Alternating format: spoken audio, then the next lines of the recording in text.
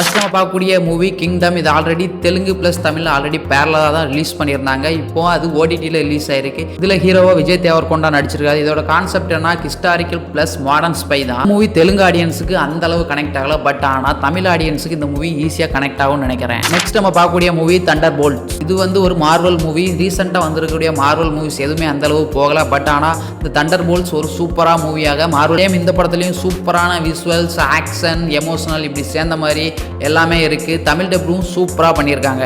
நம்ம பார்க்கக்கூடிய movie limitless. இந்த படத்துல ஹீரோவா பிராட்லி காப்பர் நடிச்சிருக்காரு. அவர் இந்த படத்துல ரைட்டரா வராரு. இது டிஃபரெண்டான ஒரு ஸ்டோரி, டிஃபரெண்டான ஸ்கிரீன் பிளேல எடுக்கப்பட்ட ஒரு சூப்பரான த்ரில்லரான ஒரு மூவி தான் இது.